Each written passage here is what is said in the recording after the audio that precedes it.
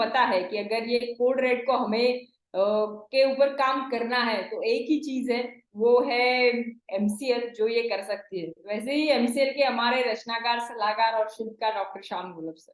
Thank you.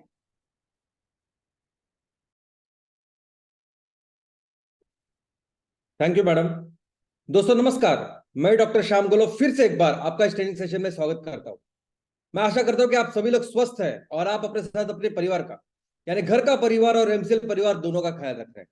मैं ये भी उम्मीद करता हूं कि आप सभी लोग 1 घंटा बहुत अच्छी एक्सरसाइज कर रहे हो, अपने हार्ट अपने लंग को मजबूत कर रहे हो और अपनी इम्यूनिटी को बढ़ा रहे हो।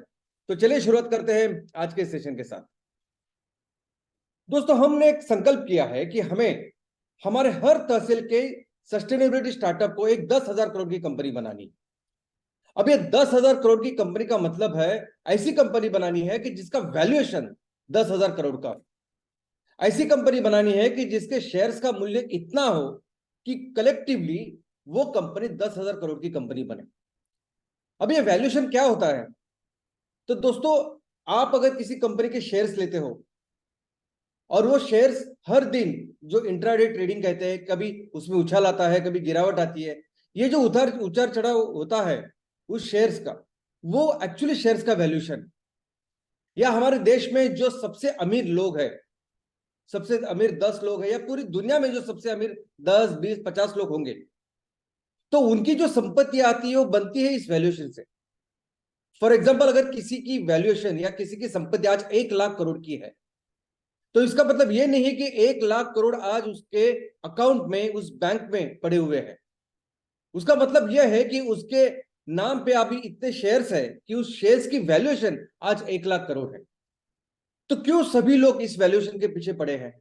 कैसे बनती है वैल्यूएशन, और क्यों हमें भी इस वैल्यूएशन को बढ़ाना है, कराना है? चलिए देखते हैं। सबसे सबसे पहले इसका ऑब्जेक्टिव, उद्देश्य क्या है वैल्यूएशन का? क्यों कोई कंपनी वैल्यूएशन कराती है, यह समझना बहुत जरूरी है। तो दो ऐसे उद्देश्य होते हैं। एक तो उद्देश्य हो सकता है कि आपको अपने बिजनेस का, अपने बिजनेस की पोजीशन वो पूरी दुनिया के सामने रखना है। अगर आप कुछ कुछ दिनों से बिजनेस कर रहे हो, तो आपका बिजनेस किस लेवल तक जाके पहुंचा है, आपका मकाम क्या है, वो दुनिया को बताने के लिए आप वैल्यूएशन करते हो। तो इसका मतलब ये नहीं है कि आप वैल्यूएशन रिपोर्ट तैयार करते हो और सबको देते हो कि देखो मैं यहां पहुंच गया। नहीं, इसका एक तरीका है, और वो तरीका है आईपीओ। वो तरीका है कि आप अपनी कंपनी को किसी स्टॉक एक्सचेंज में आप लिस्ट करते हो, जिससे पता चलता है कि आपके शेयर्स का मूल्य क्या है, आपकी कंपनी की वैल्यूएशन, कंपनी का मूल्य क्या है। और इसके लिए बाकायदा बहुत बड़ी लंबी प्रोसीजर होती है, 9 महीने लगते हैं कम से कम, जिसमें आपके कंपनी के हर मूल्य को, हर पहलू को, उसका मूल्यमापन होता है, उसकी पढ़ाई की जाती है, और बाद में यह डिसाइड होता है कि आपके शेयर्स का मूल्य कितना है, आपकी कंपनी की वैल्यूएशन या मूल्य कितना है। तो ये तो हुआ एक ऑब्जेक्टिव, एक उद्देश्य।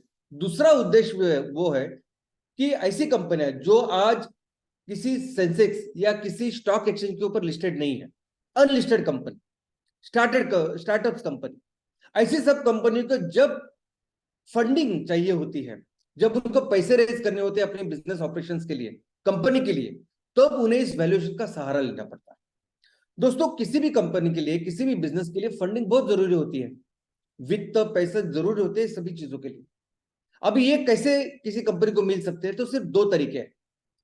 एक तो है कर्जा, डेट, और दूसरा है इक्विटी। अभी कर्जा देने वाले जो भी इंस्टीट्यूशंस है, बैंक्स है, ये आपको कर्जा कब देते हैं? जब वो 100% सेटिस्फाई हो जाते हैं कि आप ये कर्जा चुकाने में समर्थ हो। ये जो बैंक होती है, इंस्टीट्यूशन होती है, इनके पास भी लोगों का पैसा होता है। तो लोगों का पैसा जो जमा होता है, उनके ऊपर उस पैसे को अच्छी तरह से निवेश करना, उनसे ब्याज लेना, और फिर वही ब्याज लोगों को उनके रिटर्न करके बांटना, ये उस इंस्टीट्यूशन का काम होता है। तो इसलिए वो देखते हैं कि क्या आपके पास कुछ कोलैटरल है, कुछ ऐसी चीज है कि जिसे हम लिक्विडिफाई करके हम वो पैसे ले ले वापस, या आपकी कोई ऐसी हिस्ट्री है जिससे में हर साल आपने दिखाया कि आप इतना रेवेन्यू का निर्माण करते हो, आप इतने प्रॉफिट का निर्माण करते हो, जनरेट करते हो, और उसके बेसिस पे फिर ये आपको लोन दे। तो ये तो हुआ एक तरीका कर्जे का। लेकिन कई सारी ऐसी कंपनियां होती है, स्टार्टअप्स ऐसी होती है जिनके पास कोई भी ना कोई गिरवी रखने के लिए चीज होती है, ना उनके लिए कोई इतिहास, कोई बैलेंस शीट होती है कि जिस बैलेंस शीट के बेस पर वो पैसे जमा कर। तो सिर्फ एक ही उनके पास ऑप्शन होता है, वो ऑप्शन होता है इक्विटी का। वो अपने कंपनी की इक्विटी, अपने कंपनी के शेयर्स वो इन्वेस्टर्स को देती है और उसके बदले में वो पैसे रेज करती है अपने कंपनी के लिए। आज की तारीख में अगर आप देखोगे तो ये पैसे रेज करना वैसे काफी आसान हो गया है। अगर आप स्टार्टअप हो, अगर आपके मन में दिमाग में कुछ बिजनेस आइडियाज है जिसमें किसी वस्तु के साथ या किसी सेवा के साथ आप बिजनेस का निर्माण कर सकते हो। इनफैक्ट अभी तक आपने कुछ नहीं किया, ये आइडिया सिर्फ आपके पेपर के ऊपर है, फिर भी आज के तारीख में पैसे रेज किए जा सकते हैं और इसे कहते हैं pre seed. Pre seed funding में, प्री सीड में वहां भी एक वैल्यूएशन होता है, वहां भी देखा जाता है कि आप इस आइडिया के साथ कितना बड़ा बिजनेस का निर्माण कर सकते हो और उसके हिसाब से फिर आपको फंडिंग मिल सकती है। ये फंडिंग 1 करोड़ से लेकर 20-25 करोड़ तक हो सकती है। और इस फंडिंग का उपयोग किसके लिए होता है? सिर्फ और सिर्फ आपका वो प्रूफ ऑफ कंसेप्ट, आपका वो प्रोटोटाइप वो तैयार करने के लिए, वो डेमो तैयार करने के लिए, छोटा सा, कि मैं जो बोल रहा हूं कि इस प्रोडक्ट के साथ या इस सेवा के साथ ये बन सकता है। यानी नेपियर ग्रास के साथ ये एमकोल या एम कुकिंग सिस्टम बन सकती है। इसका प्रोटोटाइप, इसका एक छोटा सा small demo proof of concept तैयार करने के लिए लोग पैसे देते हैं। और ये होने के बाद नेक्स्ट स्टेज क्या आती है? तो नेक्स्ट स्टेज आती है कि जब आपको ये प्रोडक्ट मार्केट में लॉन्च करना है, यानी कोई भी एक बिजनेस साइज का आप प्रोजेक्ट तैयार करो और उसमें ये प्रोडक्ट तैयार करो और मार्केट में बेचो, कस्टमर को बेचो और उससे पैसे लो। अभी ये सबसे महत्वपूर्ण ऐसी स्टेज होती है कि जिसमें आप अपने उस आइडिया के साथ, उस प्रोडक्ट के साथ आप मार्केट में वो प्रोजेक्ट तैयार करते हो, उस प्रोजेक्ट के साथ वो प्रोडक्ट मैन्युफैक्चर करते हो, कस्टमर्स को देते हैं और पैसे कमाते हैं। यानी पूरे बिजनेस साइकिल आप पूरी करते हो। अभी ये एक बार किया, यानी एक बार आपने किसी भी प्रोजेक्ट को, किसी भी वस्तु को, जैसे हम कहते हैं कि नेपियर ग्रास के साथ हमने ये एम कुकिंग सिस्टम बनाई और ये बेची और उसके साथ कस्टमर्स को हमने ये वैल्यू क्रिएशन किया। ये यहां तक एक्चुअली प्रमोटर्स का काम होता है। उसके बाद जो होता है वो सिर्फ होता है एक्सपेंशन, एक्सपेंशन, एक्सपेंशन। यानी ये जो एक जगह पे आपने प्रोजेक्ट पूरा किया है, उस प्रोजेक्ट को, उस बिजनेस को फिर आगे बढ़ाने का काम जो स्पेशलिस्ट करते हैं। और उसमें लगती है फंडिंग, तो अलग अलग लेवल पे फंडिंग आती, जिसमें series A, series B, series C, इस तरह उनके नाम दिए गए हैं। पहली सीरीज को ए, बाद में बी, बाद में सी, ऐसे। तो जैसे जैसे आपका एक्सपेंशन होता है वैसे वैसे ये फंडिंग आती है। जैसा आपका एक्सपेंशन होता है तो तब वैसे वैसे इंस्टीट्यूशंस फिर इसमें आते हैं और आपको फंडिंग करते हैं, क्योंकि आपको फंडिंग ज्यादा लगती है। और अल्टीमेटली ये सब फंडिंग, ये सभी जो व्यवस्था है, ये आईपीओ पे जाके खत्म नहीं हो सकते, लेकिन इंपॉर्टेंट ऐसे पहलू पे जाती है। अभी आईपीओ के पहले कितनी बार आप फंडिंग कर सकते हैं, तो ऐसी कोई लिमिट नहीं। नॉर्मली 3 बार ऐसी फंडिंग होती है, ए, बी, सी, लेकिन वो डी भी हो सकती है, ई भी हो सकती है, ऐसी कोई लिमिट नहीं। और हर जगह पे जब जब आपको ये फंड,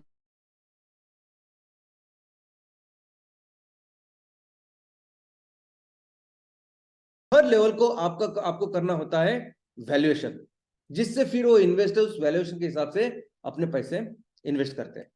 तो बेसिकली वैल्यूएशन का मतलब क्या है? तो वैल्यूएशन का मतलब यह है कि आपकी जो बिजनेस आइडिया है या आपका जो बिजनेस चल रहा है, उस बिजनेस का मूल्य, उसकी इकोनॉमिक वैल्यू। और ये वैल्यूएशन इसलिए किया जाता है कि इस वैल्यूएशन के बेसिस पे एक तो आप फंडिंग का फंडिंग रेज करें, या आपकी कुछ पार्टनरशिप हो, या आप मर्जर एक्विजिशन इसमें हिस्सा लेते हो, या टैक्सेशन के पर्पस के लिए, ये सभी चीजों के लिए वैल्यूएशन होता है। लेकिन वैल्यूएशन कैसे किया जाता है ये समझना बहुत जरूरी है। वैल्यूएशन के बेसिक्स क्या है ये समझना बहुत जरूरी है, फिर आपको समझेगा कि कैसे कंपनी को निर्माण या आगे लेके जा सकते हैं। वैल्यूएशन हमेशा कभी भी सिर्फ नंबर पे नहीं होता, यानी टैंजिबल और इनटैंजिबल, ऐसे दोनों चीजों के ऊपर होता है। इनफैक्ट बहुत बार वैल्यूएशन जो होता है वो टैंजिबल यानी नंबर्स पे नहीं, तो इनटैंजिबल ऐसी चीजों पे होता है। इसका मतलब क्या? यानी कोई स्टूडेंट अगर पढ़ाई कर रहा है और उसको जो मार्क्स आते हैं किसी विषय में, तो उससे पता चलता है कि उसे कितना समझा उस विषय के बारे में। बिजनेस के बारे में जब बिजनेस की बात आती है तो हमारे लिए मार्क्स क्या है? Balance sheet. तो आपकी बैलेंस शीट है, आपके नंबर्स है, वो दिखाई दे, वो दिखाते हैं कि आप क्या बिजनेस कर रहे हो, आप कितना बिजनेस कर रहे हो। ओके, लेकिन बहुत सारी ऐसी चीजें हैं जो नंबर्स में हम एक्सप्रेस नहीं कर सकते, जिसमें सबसे इंपॉर्टेंट है विजन और मिशन। ये जो प्रोडक्ट है, ये जो बिजनेस है, ये जो सर्विस है, इसको लेके कंपनी कहां जाना चाहती है, कंपनी का क्या रोड मैप है, कौन सी दिशा में कंपनी जा सकती है, कंपनी का क्या एम है इस बिजनेस को लेकर। और सबसे इंपॉर्टेंट यह है कि जिस दिशा में कंपनी जाना चाहती है, जो विजन और मिशन कंपनी ने रखा है, उसकी बागडोर किसके हाथ में है, कौन है उस कंपनी को लीड कर रहा है, कौन उस कंपनी को उस दिशा में लेके जा रहा है, ये सबसे इंपॉर्टेंट होता है। अगर आप देखोगे तो आईपीओ में भी बहुत बहुत डिटेल में जो प्रोमोटर्स है उनके बारे में लिखा होता है कि प्रोमोटर्स कौन है, उनका बैकग्राउंड क्या है, कौन इस कंपनी को लीड कर रहा है, अगर ये कंपनी उस दिशा में जा रहे है तो उनके कोड ऑफ कंडक्ट क्या है, कौन से संस्कारों पर ये कंपनी काम कर रही है, वो कंपनी कुछ एथिकल वे में काम कर रही है, अनएथिकल वे में काम कर रही है, अगर उस ऑर्गेनाइजेशन में कितने सारे लोग काम करते हैं तो उनमें कोई कल्चर है कि नहीं, इन सभी चीजों को देखा जाता है। इनफैक्ट जब इंटरनेशनल फंडिंग की जाती है तब इंटरनेशनल लेवल पे ये चीजें ज्यादा देखते हैं। और इस सभी चीजों पे होता है आपका वैल्यूएशन। आप जो प्रोडक्ट तैयार कर रहे हैं उसकी समाज की, उसकी कस्टमर को कितनी जरूरत है, आने वाले दिनों में उसकी क्या इंपॉर्टेंस, क्या बढ़ने वाली है, क्या होने वाला है, ये सब कुछ आता है वैल्यूएशन पे। अभी इसकी जो मेथड्स है अलग अलग, उसमें सबसे पहला एक सिंपल मेथड ये है मार्केट कैपिटलाइजेशन, मार्केट कैप जिसे कहते हैं। अभी सभी जो लिस्टेड कंपनियां हैं, अभी लिस्टेड कंपनियों में सिंपली अगर आपको शेयर्स का वैल्यू पता है और नंबर ऑफ शेयर्स आपको पता है, आई मीन आप उसकी इंफॉर्मेशन ले सकते हो और टोटल करके मल्टीप्लाई करके आपको मिलती है मार्केट कैपिटलाइजेशन। जैसे अगर आपको टाटा मोटर्स से कितनी बड़ी कंपनी है ये आपको जानना है, तो सिंपली फिर आप टाटा मोटर्स के शेयर्स के आज की क्या वैल्यू है और टोटल नंबर ऑफ शेयर्स कितने हैं टाटा मोटर्स के, अगर वो आप देखोगे मल्टीप्लाई करोगे तो आपको आज की टाटा मोटर्स की वर्थ या टाटा मोटर्स की जो मार्केट कैप है वो आपको समझ में आएगी। तो सभी जो लिस्टेड कंपनियां हैं इनका ये तरीका बहुत आसान होता है, लेकिन अनलिस्टेड कंपनी के लिए ये तरीका हम अपना नहीं सकते। अनलिस्टेड कंपनी के लिए सबसे इंपॉर्टेंट जरूरी है ये टाइम्स रेवेन्यू मेथड। यानी क्या? तो ये कंपनी जिस सेक्टर में काम कर रही है, जिस प्रोडक्ट के साथ, जिस सर्विस के साथ काम कर रही है, वो आने वाले दिनों में टाइम के साथ उसका क्या इंपॉर्टेंस है। एक तो आज की तारीख में, आज के इकोसिस्टम में, आज कस्टमर्स को इसकी क्या इंपॉर्टेंस है, कितनी डिमांड है, कितनी जरूरत है, और आने वाले दिनों में ये डिमांड, ये जरूरत कैसे बढ़ने वाली है, क्या होने वाला है, इस मेथड के ऊपर जो वैल्यूएशन होता है इसे कहते हैं टाइम्स रेवेन्यू मेथड। जैसे ऐसा समझिए कि कोरोना का टाइम था, कोरोना के टाइम पे जब इनिशियली डेज में जो बहुत बड़ा प्रॉब्लम हो था, और अगर कोई कंपनी उस टाइम में कोई वैक्सीन लेके आती, कोई टीका लेके आती, तो कितना जरूरी होता। भले ही वो टीका, वो वैक्सीन उन्होंने सिर्फ 100 लोगों के ऊपर किया हो, उन्हें सिर्फ 100 लोगों के ऊपर, 1000 लोगों के ऊपर किया हो, लेकिन तो उसके नंबर शायद कम होंगे, लेकिन अगर 100 लोग, 1000 लोग अगर इम्यून हो जाते हैं उस कोरोना के इन्फेक्शन के लिए, तो इसका मतलब उस कंपनी का, उस वैक्सीन का कितना इंपॉर्टेंस है। और फिर वैल्यूएशन कितना होगा। वैल्यूएशन आप नंबर के साथ तो बिल्कुल कंपेयर नहीं कर सकते। वैसे ही आज अगर बायोफ्यूल में अगर एमसीएल काम कर रही है और अगर फोसाइल फ्यूल में कोई दूसरी बड़ी कंपनी काम कर रही है, तो भले ही आज फोसाइल फ्यूल में जो कंपनी काम कर रही है उसका वैल्यूएशन, उसका टर्नओवर, उसके नंबर्स भले ही बहुत ज्यादा हो, भले ही हर दिन करोड़ों रुपए का आज वो माल बेच रही हो, टर्नओवर कर रही है, प्रॉफिट कर रही है, लेकिन फिर भी जब वैल्यूएशन की बात आएगी तो दोस्तों एमसीएल जो प्रोडक्ट आज लेके मार्केट में आई है, ये प्रोडक्ट आज दुनिया को इस ग्लोबल वार्मिंग से बचाने के लिए, इस क्लाइमेट चेंज के ऊपर सबसे जरूरी ऐसा सोल्यूशन है। और ये सोल्यूशन आने वाले दिनों में सबसे इंपॉर्टेंट होने वाला है, कंपलसरी होने वाला है, इसके अलावा कोई दूसरा ऑप्शन ही नहीं है। और ये सोल्यूशन लेके एमसीएल जिस तरीके से काम कर रही है, जो एक्सपेंशन प्लान एमसीएल का है, जो बिजनेस स्ट्रेटेजी एमसीएल की है, इस लेवल पे अगर आप देखोगे तो एमसीएल का वैल्यूएशन किसी भी फोसिल फ्यूल की कंपनी के कंपैरिजन में बहुत बेहतर होने वाला है। तीसरा जो टाइप है या प्रकार है वो है अर्निंग मल्टीप्लायर मेथड।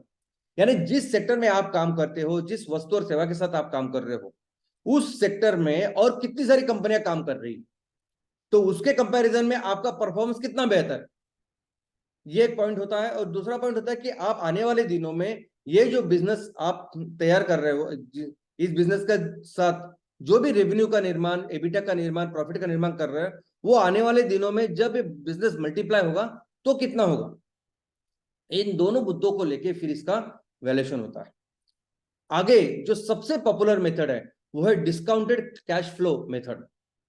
और ये वैल्यूएशन टिपिकली होता है इन्वेस्टर्स के लिए। कैसे? यानी ये कंपनी अगर आज के तारीख में ये बिजनेस कर रही है, इतना रेवेन्यू का, इतना प्रॉफिट का, एबिटा का निर्माण कर रही है, अगर मैं आज इसमें पैसा डालूं और 5 साल के बाद, 7 साल के बाद, 10 साल के बाद अगर ये कंपनी इस तरीके से मेरे पैसे के साथ ये इतने इतने लेवल तक पहुंचेगी, इतना रेवेन्यू का निर्माण, नंबर्स का निर्माण करेगी, तो उससे मेरा क्या फायदा होगा। तो ये फायदा लेके उसका कैलकुलेशन करके उसका वैल्यूएशन निकाल के फिर उसमें निवेश किया जाता है, जिसे डीसीएफ मेथड ऐसे कहते हैं या डिस्काउंटेड कैश फ्लो मेथड ऐसा कहते हैं। पांचवी जो मेथड है वो है सिंपल बुक वैल्यू मेथड। यानी सिंपली आपके नंबर्स क्या है, यानी आपके बुक्स में, आपके बैलेंस शीट में जो भी नंबर्स है, आपका रेवेन्यू कितना है, प्रॉफिट कितना है, लायबिलिटी कितनी है, असेट कितने हैं, ये सब मुद्दों को लेके जो वैल्यूएशन का निर्माण होता है उसे कहते हैं बुक वैल्यू मेथड। छठवीं मेथड है लिक्विडेशन वैल्यू या मेथड। उसमें ऐसा होता है कि आज कंपनी के पास जितनी भी असेट्स है, वो असेट्स अगर हम मार्केट में बेचे तो कितना पैसा आएगा, वो होती है कंपनी की वैल्यू। और इसमें भी टेंजेबल और इनटेंजेबल ऐसे होता है। इसका मतलब क्या है, तो इसमें ऑफकोर्स वो चीजें होती है जो हम मार्केट में इमीडिएटली बेच सकते हैं, जो दिखाई देती है, जैसे कंपनी की संपत्ति हो गई, रियल एस्टेट हो गई, या कंपनी के पास कुछ मॉनेटरी इंस्ट्रूमेंट्स है वो हो गए, वो इमीडिएटली मार्केट में बेच से हम लोग पैसा ले सकते हैं। लेकिन ऐसी इनटेंजिबल चीजें हो सकती है जो दिखाई नहीं देती, जैसे ब्रांड वैल्यू। अगर कोई कंपनी बहुत सारे सालों से बिजनेस कर रही है तो उसकी एक ब्रांड वैल्यू होती है, यानी उसके ऊपर तो कस्टमर्स का ट्रस्ट होता है ब्रांड यानी ट्रस्ट। तो ये ट्रस्ट मेहनत करके कई सालों के बाद कमाया जाता है, और इस ट्रस्ट की भी एक वैल्यू होती है। इस ट्रस्ट के साथ जब आप बिजनेस करें, कोई भी निवेशक अगर आप उसके साथ बिजनेस करें तो उसे एक बहुत एडवांटेज मिलता है, तो उसकी एक इंपॉर्टेंट वैल्यू होती है। नॉलेज, नॉलेज एक बहुत इंपॉर्टेंट ऐसी इनटेंजिबल असेट्स है।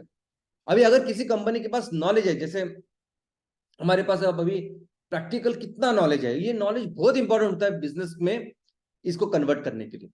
बाद में हो सकता है कि आपके पेटेंट्स, आपके ट्रेडमार्क्स, गुडविल, ऐसे कई सारे इंटेंजिबल चीजें हैं जो चीजें का भी एक मूल्य है, बिकॉज हर एक चीज के साथ बिजनेस का निर्माण होता है।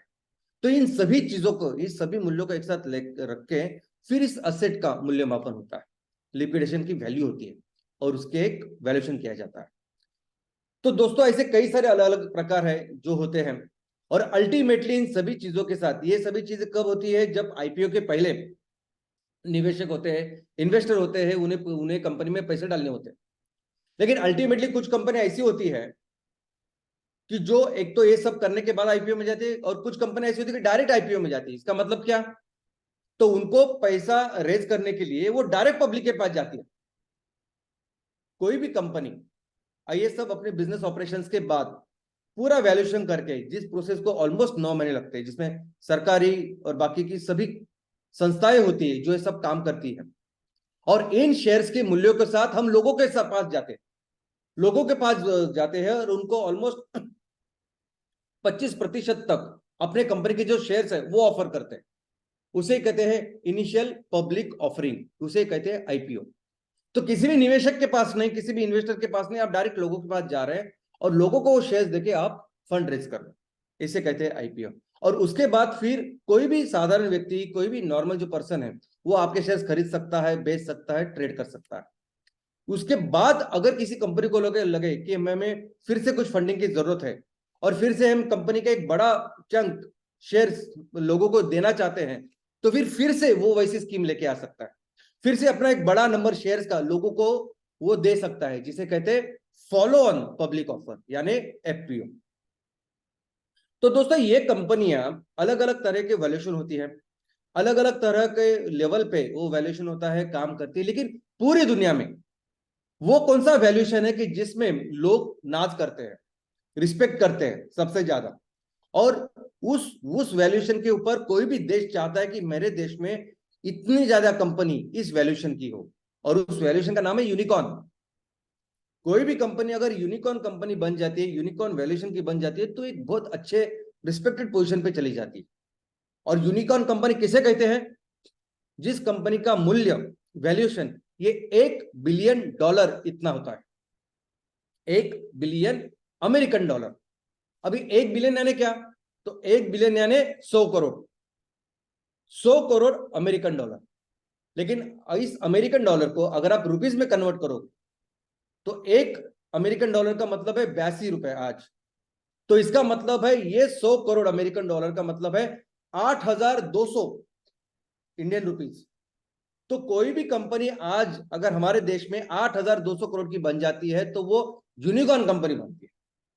और ऐसी यूनिकॉर्न कंपनी दुनिया में कितनी है, इसके लिए एक स्पेशल रिपोर्ट प्रकाशित होता है, और उस रिपोर्ट को कहते हैं हरून ग्लोबल यूनिकॉर्न इंडेक्स।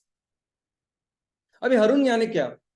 तो हरून ये एक्चुअली एक पर्सन है जिनका नाम है रूपर्ट हुगरवर्थ, रूपर्ट हुगवर्थ ऐसा उनका नाम। अभी ये यूरोप में पैदा हुए ऐसे शख्स है, और इन्होंने ज्यादा टाइम फिर लंदन में, शंघाई में ऐसे काम किया, और कुछ साल से रिसर्च में काम किया, और बाद में कुछ साल से वो इस ग्लोबल, पहले रिच लिस्ट और यूनिकॉर्न इंडेक्स, ऐसे दो तरह के इंडेक्स हर साल वो प्रकाशित करते हैं, और उनका काफी अच्छा नाम है। और वे रूपर्ट का जो चाइनीज नाम है वो हुरन ऐसा है। तो ये जो हुरन ग्लोबल इंडेक्स है, ये इस साल भी अगर 2023 की आप इंडेक्स देखोगे तो इस साल इस इंडेक्स में भारत में कितने सारे यूनिकॉर्न है वो अगर आप देखोगे तो भारत आज के तारीख में तीसरे स्थान पे है। सबसे नंबर 1 पे है अमेरिका 667, बाद में है चीन 300 से ज्यादा, और तीसरा है भारत। भारत में आज के तारीख में 68 इतने यूनिकॉर्न्स है। ऐसा इसमें पूरा डिटेल लिखा गया है, उसकी लिस्ट भी है। लेकिन उन्होंने क्या बताया है, इसमें लिस्ट में ऐसा लिखा है कि भारत में जितने भारतीय लोगों ने मिलके जो यूनिकॉर्न बनाई है, उससे ज्यादा वो भारतीय जो भारत के बाहर रहते हैं उन्होंने यूनिकॉर्न बनाई। यानी 68 कंपनियां भारत के भारतीय लोगों ने जो बनाई है वो यूनिकॉर्न है भारत में। लेकिन भारतीयों ने जो यूनिकॉर्न बनाए हैं जो बाकी के देश में काम कर रहे हैं, ऐसे 70 है, और उसमें शायद वो पार्टनरशिप में हो सकते हैं या स्टैंड अलोन हो सकते हैं। तो ऐसी तो टोटल भारतीयों ने जो यूनिकॉर्न बनाई है, ऐसी 138 कंपनियां इसमें शामिल है। इसके अलावा कुछ अलग दूसरे भी नॉमेनक्लेचर है या सदना या टर्म्स है, जिसमें गैजल, एक गैजल जो है उसका मतलब यह है, यानी कोई कंपनी गैजल है, इसका मतलब यह है कि वो कंपनी आने वाले 3 सालों में यूनिकॉर्न कंपनी बन सकती है। इसकी भी एक लिस्ट उन्होंने दी है कि अमेरिका में इतने गैजल है, चीन में इतने हैं, भारत में इतने। तो भारत में कुल 51 ऐसी कंपनियां हैं जो आने वाले 3 सालों में ये यूनिकॉर्न बन सकती है, और इनकी लिस्ट है। दोस्तों इसी लिस्ट में उन्होंने भारत में सबसे नंबर 1 पे जो अभी यूनिकॉर्न है उनका नाम दिया है, और वो है ड्रीम 11 और स्विगी। ये 2 कंपनियां फिलहाल अभी नंबर 1 पे है इस लिस्ट में। भारत में जो 68 कंपनियां उसमें नंबर 1 पे ये दोनों है। इन दोनों का जो वैल्यूएशन है वो $8 बिलियन, यानी ऑलमोस्ट 50,000 करोड़ है। लेकिन ये जो कंपनियां हैं जो आज के तारीख में नंबर 1 पे है, यूनिकॉर्न है, इतना अच्छा काम कर रही है, कौन से सेक्टर में काम कर रही है अगर आप देखोगे तो ड्रीम 11 है ऑनलाइन गेमिंग। ऑनलाइन गेम क्या है, आप पैसे देके वो खेल रहे हैं, आप जानते हैं, इसके बारे में ज्यादा बोलना नहीं चाहता। और स्विगी यानी एक डिलीवरी ऐप है। तो दोस्तों ये जो ड्रीम 11 है, अभी इसका हम लोग एग्जांपल लेते हैं। अभी ड्रीम 11 यहां तक कैसी पहुंची, $8 बिलियन की कंपनी कैसी बनी, 50,000 करोड़ की कंपनी कैसी बनी? आप देखोगे तो 2014 से वो इस फंडिंग के प्रोसेस में। 2014 में इस कंपनी की जब इन्होंने फंडिंग लेना शुरू कर दी, उन्होंने वैल्यूएशन करना शुरू कर दिया, तो इनिशियली तो उनका वैल्यूएशन सिर्फ $15 मिलियन था, यानी 100 करोड़ से भी कम। और ऐसा करते करते करते हर बार इसका वैल्यूएशन बढ़ रहा है, अभी 50,000 करोड़ का हो गया। और इस पूरे प्रोसेस में इतने शेयर इन्होंने दिए हैं कि अभी इस कंपनी की जो मालकी है, जो ओनरशिप इनके पास है ही नहीं। बहुत कम शेयर्स आप आज ड्रीम इलेवन जो प्रमोटर है, ओनर, उनके पास है। बाकी सभी जो शेयर्स है, सभी जो इक्विटी है, वो निवेशकों के पास है, इन्वेस्टर्स के पास है। और इसके फाइनेंशियल्स देखिए, 50,000 की करोड़ की फाइनेंशियल, मैं ये इसलिए दिखाना चाहता हूं कि हमें तहसील में 10,000 करोड़ की कंपनी बनानी है ना, तो 50,000 करोड़ के फाइनेंशियल यहां देखिए। यहां लिखा है कि 2022 में इन्होंने जो माल बेचा, उसका उसका कितना वॉल्यूम था? 3,841 करोड़। 3,841 करोड़ का माल उन्होंने बेचा, इन्होंने रेवेन्यू का निर्माण किया। खर्चा कितना किया? 3,762, इतना खर्चा किया। तो 2022 के बैलेंस शीट में उनका प्रॉफिट कितना है? तो 142 करोड़ इतना है। तो ये करोड़, ये उसके नंबर्स है जिसकी वजह से आज इतना वैल्यूएशन उनका है। तो जब हम कहते हैं कि हमें अपने तहसील की कंपनी को 800 करोड़ का माल बेचना है, हमें 100 से लेके 150 करोड़ तक हमें एबिटा, सॉरी, नेट प्रॉफिट का निर्माण करना है, 100 करोड़, तो ये एक्चुअल वैलिड नंबर है कि जिसकी वजह से हम 10,000 करोड़ की कंपनी बना सकते हैं। आज इनका इनकम का ब्रेकडाउन देखेंगे तो मैक्सिमम जो इनकम आती है वो वही ऑनलाइन प्लेइंग से आती है, जो लोग पैसा पे करते हैं उनसे आती है उनको, और थोड़ा सा पैसा उनकी फंडिंग की वजह से आती है क्योंकि वो दूसरे को पैसा देते हैं, कर्जा देते हैं। और एक्सपेंसेस अगर आप देखोगे, खर्चा, तो उनका खर्चा मैक्सिमम ये एडवर्टाइजिंग के ऊपर है। लेकिन ये बात तो हमने देखी कि हमारे देश की नंबर 1 की जो कंपनी, वो क्या परफॉर्म कर रही है, क्या बेच रही है, क्या काम कर रही है। लेकिन दोस्तों, हमारे देश में अभी जो भी यूनिकॉर्न्स तैयार हो रही है, वो यूनिकॉर्न्स के ऊपर जरा नजर डालिए, उसके बारे में जरा पढ़ाई कीजिए, समझिए कि वो क्या प्रोडक्ट्स का, कौन सी चीजों का, कौन सी सर्विसेज का निर्माण कर रही है, क्या बेच रही है आज मार्केट में।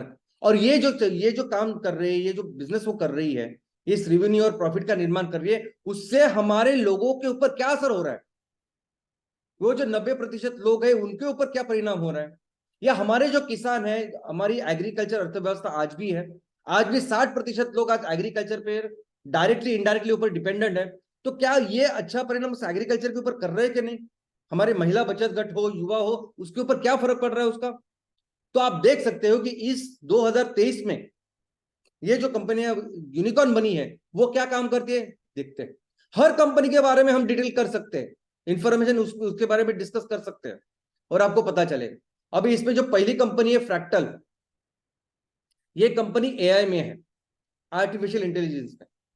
लेकिन ये कंपनी 100% यूएस बेस्ड है। हमारे भारतीय लोग, कुछ लोग वहां गए हैं और उन्होंने अमेरिका बेस्ड एक कंपनी है जो भारतीय यूनिकॉर्न करके अभी लिस्टेड है, लेकिन 100% यूएस बैक, 100% अमेरिकन के सपोर्ट से ये कंपनी बनी है जो एआई में काम करती है। दूसरी कंपनी लीड, ये कंपनी जैसे बायजूस है, जैसे वो ऑनलाइन पढ़ाती है, वैसे ही ऑनलाइन पढ़ाने वाली ये कंपनी है। तीसरी कंपनी है डार्विन बॉक्स। डार्विन बॉक्स क्या करती है? तो एचआर में है, ह्यूमन रिसोर्स।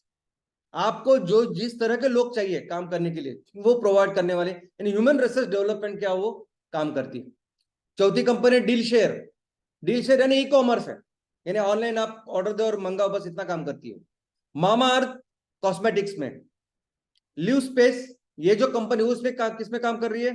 तो लिव स्पेस इंटीरियर डेकोरेटर होते हैं ना, घर का इंटीरियर डेकोरेटर करो, ऑफिस का इंटीरियर डेकोरेटर करो, उसमें काम करने वाली कंपनी। बाद में ऑक्सीजो। अभी ऑक्सीजो ये B2B यानी बिजनेस टू बिजनेस कर्जा देने वाली एक स्टार्टअप है। 100% सॉफ्ट बैंक, ये जो जापान की बैंक है या जापान की वीसी कंपनी है जो हमारे यहां बहुत ज्यादा निवेश करती है, 100% बैक्ड है, यानी सिर्फ नाम वो है ऑक्सीजो, सब पैसा, सब इक्विटी, सब कुछ वो जापान की उस कंपनी की है। एक्सप्रेस बीज, ये कंपनी वही डिलीवरी का ऐप, डिलीवरी कंपनी है। बाद में पर्पल। पर्पल ये कंपनी यूनिकॉर्न बनी है जो वेडिंग प्लानर है, वेडिंग प्लान करती है, इवेंट्स प्लान करती है। यानी आप देखोगे ये हर कंपनी के बारे में, हर कंपनी के बारे में आप देखो, ये कंपनियां जो भी आज बिजनेसेस कर रही है, जो भी काम कर रही है, उससे हमारे लोगों के ऊपर इतना ज्यादा फर्क नहीं पड़ रहा है। हमारे लोगों के लिए, हमारे किसानों की जो परिस्थिति बदलनी चाहिए, हमारे यहाँ जितना रोजगार का निर्माण होना चाहिए उतना नहीं हो रहा है। जिस क्षेत्र में वो काम कर रही है, जिस सेवाओं के लिए, वस्तु के लिए काम कर रही है, वो सिर्फ ऊपर के जो 10% लोग हैं ना, उनको कैटर करने के लिए मैक्सिमम। वो लोगों का जो मैक्सिमम लोग आज भी हमारे गांव में रहते हैं, मैक्सिमम लोग आज भी हमारे एग्रीकल्चर के ऊपर डिपेंडेंट है। ऐसी ऐसी जगह में, ऐसी स्पेस में कौन सी कंपनी काम कर रही है आज? नहीं करते काम। और इन सभी कंपनियों के आज जो बिलियन डॉलर बन चुकी है, इनकी अगर आप इक्विटी देखोगे, यानी आज इनकी कंपनी की मालकी किसके पास है, ओनरशिप किसके पास है? ओनरशिप किसे कहते हैं? जब 51% शेयर किसी कंपनी के पास या किसी के पास होते हैं। आज एक भी प्रमोटर के पास, खुद के पास उसकी ओनरशिप नहीं है, 51% नहीं है। किसके पास है? तो इन्वेस्टर्स के पास। इन्वेस्टर्स के पास कोई अमेरिका में है, कोई चाइना में है, कोई जापान में है, कोई यूरोप में है। यानी ये कंपनियां यूनिकॉर्न बन रही है, ये कंपनियां इतना सारा माल बेच रही है, रेवेन्यू का निर्माण कर रही है, प्रॉफिट का निर्माण कर रही है, और ये प्रॉफिट सब कुछ जनरेट करके अल्टीमेटली कहा जा रहा है? निवेशकों के पास, इन्वेस्टर्स के पास, बाहर के लोगों के पास। इनफैक्ट हरूण लिस्ट में ये भी है कि ये जो भारतीय कंपनियां हैं, कंपनी है 68 कंपनी, उसमें से ऑलमोस्ट 40% कंपनी का ऑफिस तो भारत में भी नहीं, सिंगापुर में है। ये लिखा है उस रिपोर्ट में। तो ऐसी सब जब परिस्थिति है, इस तरह से कंपनियां बन रही है, इस तरह से उनका वैल्यूएशन हो रहा है, तो इस कंडीशन में, इस परिस्थिति में जब जब एमसीएल कहता है कि हमें अपने कंपनी को, हमें अपने तहसील की कंपनी को जब 10,000 करोड़ की कंपनी बनानी है, तो हमारी जो अंडरस्टैंडिंग है, हमारा जो अर्थ है इस वैल्यूएशन का, वो बहुत अलग है। हम जब कहते हैं कि हमारी कंपनियों को, हर कंपनी को यूनिकॉर्न बनाना है, 10,000 करोड़ की कंपनी बनानी है, तो हमारा अर्थ अलग है दोस्तों, हमारा उद्देश्य अलग है। हमें हर कंपनी को, हर तहसील की कंपनी को 10,000 करोड़ की कंपनी बनानी है, क्योंकि हमें अपने देश को दुनिया की सबसे बड़ी अर्थव्यवस्था बनानी है। आज हमारे देश में 6,000 तहसील है। 6,000 तहसील में अगर हर तहसील में 10,000 करोड़ की कंपनी बनाएंगे, तो मिलके हम ऑलमोस्ट $7.5 ट्रिलियन इतना वैल्यूएशन की कंपनी या संगठन बनाएंगे। आज जो भी हमारे देश की जीडीपी है, जो $3.5 ट्रिलियन है, वो बढ़ के हम 8 से 10 ट्रिलियन डॉलर तक लेके जा सकते हैं। और ये पहला फेज है। इस पहले फेज में, इस 10,000 करोड़ की वैल्यूएशन में, हम फाउंडेशन का निर्माण कर रहे हैं, हम अपने लोगों को सक्षम कर रहे हैं। हमारे लोगों के जो भी इश्यूज है, हमारे किसानों के जो भी इश्यूज है, हमारी जो जरूरतें हैं गांव की, हमारी तहसीलों की, हमारे परिवारों की, उसको पूरा कर रहे हैं। हमारे लोगों को सक्षम करने के बाद ये लोग जो है, फिर अगले फेज में हमारे हर तहसील की इकोनॉमी को, वैल्यूएशन को 3 से 5 गुना तक लेके जाएंगे। हमें इसलिए 10,000 करोड़ की कंपनी करनी है, क्योंकि हमें हर तहसील को एक सुजलाम सुफलाम राज्य करना है। और मैं क्यों कहता हूं कि हर तहसील एक राज्य होना चाहिए? क्योंकि हर तहसील की एक अपनी पहचान है। हर तहसील एक सुपर स्पेशलाइज्ड ऐसी सिविलाइजेशन है। दुनिया में जितनी भी सभ्यता है ना, सबसे ज्यादा डेवलप्ड अगर कोई सभ्यता है तो भारत की सभ्यता है। हर तहसील में अपनी एक अलग पहचान है, अलग बोली भाषा है, अलग कल्चर है, अलग रहन सहने का ढंग है, उनकी त्योहारें अलग है। और ये जो अलगता है, ये जो स्पेशलाइजेशन है, जो विविधता है, इसका संवर्धन करना चाहिए हमने। इसका संवर्धन हो, लोगों की जरूरतें पूरे हो, इसलिए हमें 10,000 करोड़ की कंपनी करनी। हम 10,000 करोड़ की कंपनी करेंगे तो बाकी की कंपनी जैसे नहीं करेंगे। ये जो कुछ एक सेक्टर में कुछ एक प्रोडक्ट वगैरह तो बेच रही है, सिर्फ वैल्यूएशन और बेचने से मतलब, बस वैसे नहीं करेंगे। हमें अपने तहसील में इस 5E मिशन को पूरा करना है, इस लक्ष्य को प्राप्त करना है। इसलिए हमें 10,000 करोड़ की कंपनी बनानी है। हम 10,000 करोड़ की कंपनी कैसे बनाएंगे? तो पर्यावरण का ख्याल रख के। आज जितने भी चीज, यानी ऐसी कई सारी वस्तुएं हैं जो हम इस्तेमाल करते हैं और वो पूरी तरह से पर्यावरण को नुकसान पहुंचा रही है, हमारे इस इकोसिस्टम का को नुकसान, इसका संकट बढ़ा रही है। और हमें जो भी काम करना है वो सिर्फ पर्यावरण के लिए काम करना है। हम जो भी वस्तु का निर्माण करेंगे, वो सभी वस्तुएं एक तो हमारी जरूरतें पूरा करेंगे, लेकिन उसके साथ पर्यावरण का ख्याल रखेगी, हमारी धरती माँ का ख्याल रखेगी। दोस्तों, हमें 10,000 करोड़ की कंपनी करनी है। हमारा तहसील कार्बन न्यूट्रल करके, अभी कार्बन न्यूट्रल, यानी आज भले ही इस क्लाइमेट चेंज का संकट बहुत बढ़ रहा है बाहर, लेकिन आप नहीं जानते शायद कि सिर्फ 10 एकड़ में अगर आपने हरे भरे पेड़ करे, बड़े बड़े पेड़ लगाए सिर्फ 10 एकड़ में, तो उस 10 एकड़ में जो टेम्परेचर, तापमान होता है ना, वो बाकी के आजू बाजू का जो सराउंडिंग एरिया होता है, उससे 10 डिग्री सेल्सियस कम हो सकता है। आप पढ़िए तो आपको पता चलेगा। यानी सिर्फ 10 एकड़ में ये पेड़ इतना कुछ कर सकते हैं। आज घर में हम लोग एसी लगाते हैं, एयर कंडीशनर लगाते हैं, हमको ठंडा चाहिए होता है। अब वो एसी कैसे काम करता है हमें कुछ ले लेना देना है नहीं। उसमें वो क्लोरोफ्लोरोकार्बन होता है, वो एक्चुअली बहुत ही भयानक ऐसे ग्रीन हाउस है। जितना ज्यादा एसी हम लोग तैयार करते हैं उतना ज्यादा ग्लोबल वार्मिंग को हम प्रोत्साहन देते हैं। उससे कुछ लेना देना नहीं है हमारा, हम अपने खुद के लिए देखते हैं। लेकिन तहसील का कौन देखेगा? तहसील में कौन सी मशीनरी है? तहसील में क्या करेंगे तहसील की कंडीशनिंग के लिए? तो उस तहसील के कंडीशनिंग के लिए कुदरत ने अपने हाथों से ये सबसे बढ़िया ऐसा मशीन बनाया, वो है पेड़। ये पेड़ जो है ना ये कंडीशन करेंगे। हमारे तहसील में 30,000 हेक्टेयर है, ऑलमोस्ट 75,000 एकड़ इतनी जमीन है। सोचिए आपका तहसील बहुत अलग हो सकता है बाकी के सभी तहसीलों से। ये जो हवा में प्रदूषण इतना ज्यादा है उसको कैसे साफ करेंगे हम? ऐसी कौन सी मशीन है जो कार्बन डाइऑक्साइड अंदर लेती है और शुद्ध हवा बाहर देती है? कोई मशीन नहीं सिवाय पेड़ के।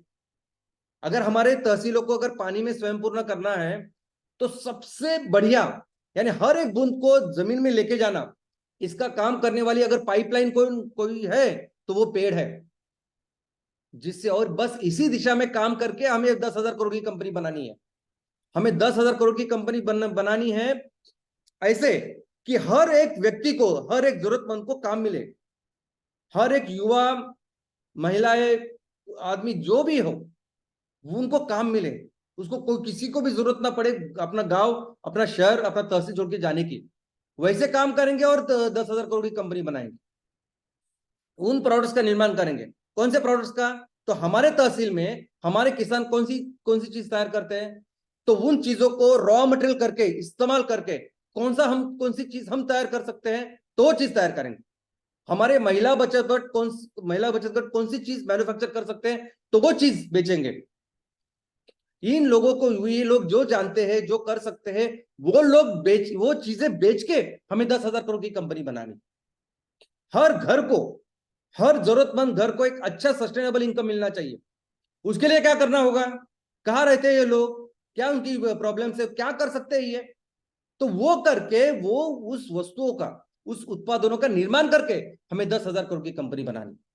दोस्तों हमें अपने तहसील में मैक्सिमम इस बायोफ्यूल का निर्माण करना है और पूरी दुनिया को बेचना है। हमने एमसीएल ने जब ये एमकोल एमसीएनजी की शुरुआत की, उसके पहले अगर आप किसी को भी पूछते कि नेपियर ग्रास कितना आता है प्रति हेक्टेयर, तो कोई भी आपको बोल देता 300 टन पर आए। अभी आप सभी जानते हैं, अभी पूरी दुनिया बोल रही है जब हमने इतना काम करने के बाद कि 500 टन पर हेक्टेयर तो आता ही आता है। लेकिन हमारे जो एचओडी है, हमारे कंडूबरे साहब जो है, हमारे टीम के एचओडी जो है, जो इस विषय में काम करते हैं, उन्होंने तो प्रति हेक्टर 1860 टन आता है ये दिखाया। इजराइल कम से कम पानी में, कम से कम जगह में कितना ज्यादा उत्पादन कर सकता है ये उसने पूरी दुनिया को दिखाया है। वैसे ही आने वाले दिनों में धीरे धीरे करके जब हम फेज 2 में जाएंगे, तब इसमें हर एक जमीन से कितना ज्यादा बायोफ्यूल का निर्माण कर सकता है उतना हमें करना है और अपने कंपनी का वैल्यूएशन हमें बढ़ाना है। दोस्तों अभी ये वैल्यूएशन जो करना है हमारे तहसील का, इसका ब्लूप्रिंट कैसे होगा, कैसे इसका रोड मैप बनेगा, कौन बनाएगा इसका रोड मैप? तो कौन जानता है हमारे तहसील के बारे में? कौन जानता है कि मेरा तहसील गांव पहाड़ों के ऊपर है, जंगल में है, समुद्र के किनारे है या रेगिस्तान में? कौन जानता है?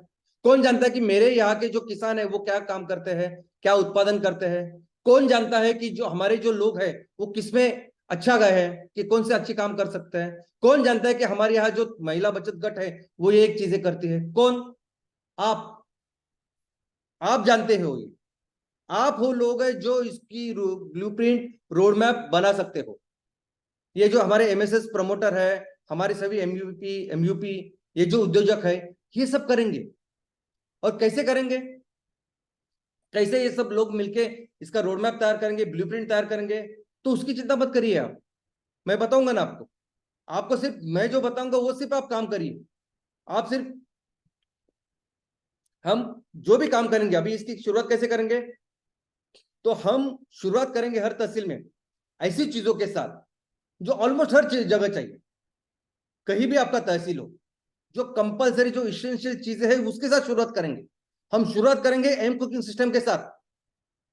अभी आपका तहसील कहीं भी हो, नॉर्थ से लेकर साउथ तक हर घर को आज इस कुकिंग सिस्टम की जरूरत है।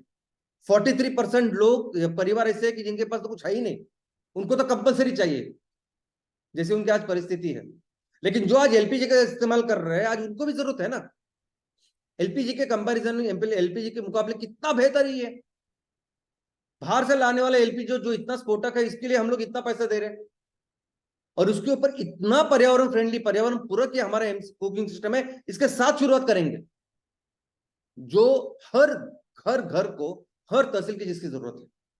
और अगर इस प्रोजेक्ट को लगने, यानी आज हमने चालू किया, अगर इसको 1 साल 1.5 साल लगता है ये सब प्रोजेक्ट पूरा होने के लिए और चालू होने के लिए, तब इमीडिएटली आज क्या कर सकते हैं? तो आज उन प्रोडक्ट के साथ शुरुआत कर सकते हैं जो प्रोडक्ट ऑलमोस्ट हर घर को लगते हैं, हर व्यक्ति को लगते हैं, इरेस्पेक्टिव आपका बैकग्राउंड कुछ। जैसे हमें साबुन लगता है, शैम्पू लगता है, वस्त्र लगते हैं, कपड़े लगते हैं, हमें फुटवेयर्स लगते हैं, ब्रश लगता है, यानी कितनी सारी ऐसी चीजें हैं ना जो इतनी बेसिक है, और हजारों मिलों पर बैठे हुए वो ईस्ट इंडिया कंपनी वर्जन 2 वो हमें बेच रही है। यानी आप कहीं भी जाओ, किसी भी छोटे छोटे गांव में, लेकिन उनके प्रोडक्ट्स आज वहां है और वो बेच रही। तो कंपलसरी रिप्लेस करेंगे ना ऐसी प्रोडक्ट्स को, इमीडिएटली करेंगे ऐसे प्रोडक्ट के साथ जो हमारे गांव में, हमारे घर में तैयार होंगे, महिला बचत गट करेंगे, और जिसके लिए रॉ मटेरियल किसानों से आएगा। ऐसे प्रोडक्ट के साथ शुरुआत करेंगे और लोगों को कनेक्ट करेंगे इस 5E के साथ, इस मिशन के साथ। सिर्फ मुझे रोजगार चाहिए, मुझे पैसे चाहिए, वही नहीं। अमीर से अमीर भी लोग अगर आज है तो उनको पता है कि हम इस एनवायरनमेंट में जो काम कर रहे हो कितना जरूरी है, ये पर्यावरण कितना जरूरी है, वो भी कनेक्ट हो सकते हैं। हर कोई कनेक्ट हो सकता है। उनको भी चिंता है अपने आने वाली भविष्य की, अपने आने वाली जनरेशन की। हर कोई कनेक्ट हो सकता है। और सबसे इफेक्टिव चीज इन लोगों को कनेक्ट करने की अगर कुछ हो सकती है तो वो है सैटरडे सेशन। दोस्तों, बिजनेस एक बाजू है कि आप काल तैयार कर रहे बेच, लेकिन सैटरडे सेशन यानी मेरे गांव के लिए, तहसील के लिए मैं हर हफ्ते लोगों के लिए खड़ा हो रहा हूं, पर्यावरण के लिए, लोगों के इस इकोनॉमिक इंप्रूवमेंट के लिए। कौन करता है ये? कौन करता है? कौन हर हफ्ते खड़ा रहेगा उस गांव के लिए, उस तहसील के लिए? कोई नहीं। पहले दूसरे तीसरे हफ्ते शायद लोग आपकी तरफ देखेंगे नहीं, लेकिन एक बार जैसे आप कंसिस्टेंटली करेंगे, लोग आपको बिल्कुल जो आप बोलेंगे वो फॉलो करेंगे। कोई नहीं करता, क्योंकि ये कोई नहीं अपने इतने सिंसियरली गांव के लिए, तहसील के लिए खड़ा होता है जो हम करेंगे।